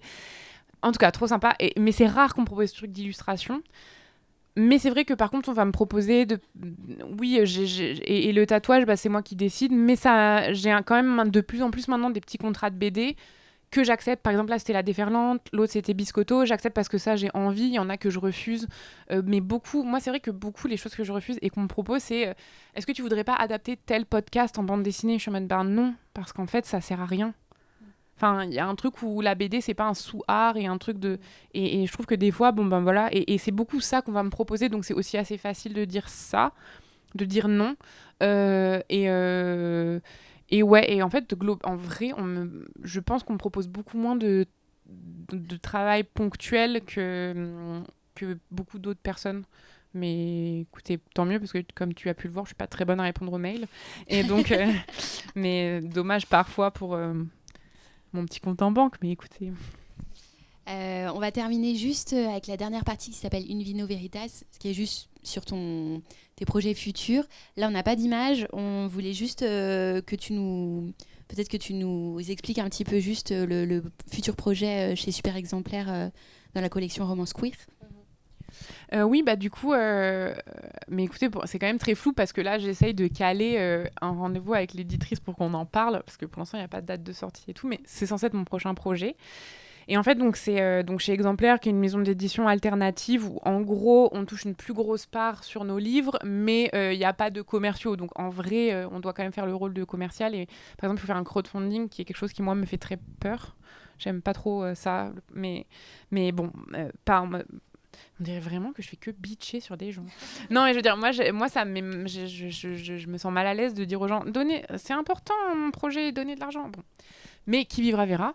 Mais par contre, ce qui est trop cool, c'est Lisa Mandel, donc, qui est celle qui a créé la maison d'édition et qui est une autrice de BD que j'aime trop et qui est homosexuelle, lesbienne, qui m'avait dit est-ce que tu voudrais faire une collecte où ça serait comme la bibliothèque rose, donc des petites histoires d'amour mignonnes, mais queer en fait, parce que c'est vrai que souvent des trucs un peu pas gnangnan en mode mais juste un peu des trucs mignons quoi, et un peu qui peuvent être gnangnan justement si on joue sur ça, parce que le but c'est quand même de faire un bon livre. Et j'étais en mode mais oui s'il vous plaît, parce que moi j'adore ça, j'adore ce genre de film, de livre, et donc voilà, et j'ai mis beaucoup de temps à trouver ce que je voulais faire. Et là, j'ai eu l'idée parce que à un moment, ma copine m'a dit « Mais tu parles vraiment beaucoup du film Happiest Season de Cléa Duval. Et tu as beaucoup d'opinions sur ce film. Et donc, je sais pas si vous voyez ce que c'est, mais c'était un moment, ils sont en mode « Le premier film de Noël lesbien !» Et c'est fait par Cléa Duval, qui est une actrice lesbienne, qui joue par exemple dans But I'm a Cheerleader, et avec Kristen Stewart et Mackenzie Davis dans le premier rôle. Et en fait, tout le monde... Moi, j'ai jamais regardé de film de Noël, comme je vous disais. Enfin, vraiment, moi, ma culture des films de Noël, c'est Love Actually, Bridget Jones et Die Hard, donc vraiment et l'étrange Noël de Mr. Jack quoi. Et donc mais il y a un peu ce truc où je vois qu'aux États-Unis notamment c'est tout un truc et les gens attendaient une histoire hyper mièvre, et en fait c'est une histoire de se faire remettre dans le placard par tu vas fêter Noël chez ta meuf et elle dit à tout le monde que t'es sa coloc, parce que pendant que ses parents essayent de la marier avec son ex-copain, et voilà. Et en fait le film il est très maladroit, y a beaucoup de gens qui le détestent. Moi je trouve qu'il aurait pu être un bon film si jamais il avait décidé d'explorer vraiment cette direction-là, un peu du truc traumatisant, au lieu de vouloir mettre le gros vernis du bonbon de Noël. Mais du coup, je me suis dit, mais ça serait marrant de faire une sorte de BD de fin d'année, de fête de fin d'année lesbienne, et un peu et bien quoi. Enfin, pas en mode que son film est nul et que mon livre va être bien, mais dans le sens d'essayer de raconter une histoire un peu à ma sauce, donc très quotidien, très banal. Et en plus, j'ai toujours eu le souhait de faire une BD qui se passe à Rochefort, donc où j'ai fait mon lycée. Pourquoi ? C'est très simple, je veux être sur la page Wikipédia de Rochefort, des œuvres à côté des Demoiselles de Rochefort, qui est un de mes films préférés. Et voilà, c'est tout ce que je veux faire. Et donc, je m'étais dit, ça serait super. Et l'idée que j'ai en ce moment, mais là, j'en suis vraiment au balbutiement, c'est un livre en 3 parties qui s'est donc construit sur 2 choses. Première chose, ce truc-là de film truc de Noël, où l'idée, c'est que... quand tu vas fêter les fêtes chez tes parents à la fin de l'année, souvent tu vas au Leclerc faire des courses, et là tu tombes sur les gens avec qui tu étais au lycée, qui sont aussi là, et voilà. Et aussi, deuxième truc, une blague qui était... en fait, je vais vous la dire après, sinon vous n'allez pas la comprendre. Elle n'est pas très drôle, hein, mais c'était mon point de départ, et il faut des points de départ. Et donc, mon idée, c'est de faire une histoire en 3 parties. Première partie, ça se passe en 2007, au lycée. Et là, il y a... en fait, je voulais reprendre les personnages de Percy et Perséphone, mais sans le truc d'être magicienne, sorcière, mais parce que j'aime trop la petite emo, la petite gothique, mais un peu de province, donc elle s'habille chez Pimki, et c'est pas non plus... Et en fait, où elles vont à une soirée, à une fête, en gros, les fêtes de maison qu'on fait au lycée, et il y en a une, comme elle a un peu bu, elle avoue à sa crush qu'elle a un crush, et la fille lui dit « Ah, c'est trop mignon, franchement, t'aurais été un gars, mais avec plaisir, mais non, mais je suis hétéro et tout. » Et bon, bref, et donc elle a le cœur brisé. La deuxième partie, c'est très court, et c'est en 2020, où là... en fait, elle réalise que cette fille-là est non seulement devenue chanteuse, genre elle fait une chanson, elle est un peu connue, et voilà, et qu'elle est ouvertement lesbienne, donc elle est en mode ouah. Et donc la blague, c'est qu'elle dise à son amie qui est devenue sa coloc, elle lui dit c'est exactement comme la chanson Skater Boy d'Avril Lavigne, et l'autre lui dit pas du tout, c'est elle qui voulait pas de toi, et c'est toi qui étais emo. Et genre et voilà. Et donc, il faut pas beaucoup de choses parfois. Et la troisième partie qui se passe de nos jours, où elle recroise cette fille-là, donc quelques années plus tard, au Leclerc ou n'importe quelle autre chaîne de supermarché. C'est juste qu'il se trouve qu'à Marianne, on va faire les courses au Leclerc avec ma maman. Et bref, et elle recroise cette fille-là, et que là, elle décide d'aller prendre un verre et de discuter, et un peu comment une histoire d'amour peut naître sur quelqu'un qu'on a déjà connu, et un peu le truc. Je trouvais ça intéressant de voir genre ce qu'on a projeté à un moment, et en même temps... Et voilà, et qui est quelque chose en plus, enfin vraiment un peu un travail d'esprit, parce que premièrement au lycée j'étais rien, et j'ai pas du tout lesbienne déjà, et puis après j'ai pas non plus vécu cette histoire-là, mais écoutez, par contre je suis devenue vite fait amie avec le garçon avec qui je voulais sortir quand j'étais en seconde et qui était en terminale, et c'était un peu hilarant, et voilà. Et à un moment, quand on s'est revus, j'ai dit c'est drôle qu'on se revoie genre 15 ans après juste parce que je te trouvais beau. Et il m'a dit ah oui, j'ai une copine depuis 4 ans, et je dis ah ouais, moi je suis lesbienne, et donc c'était un beau moment, et il est très sympa, écoutez, voilà. Ben, ça donne envie, hein. On a envie C'est clair. que tu l'écrives et que tu la dessines. On Merci attend. beaucoup. Voilà, et merci à vous d'être venus, et à bientôt. Oui, merci beaucoup.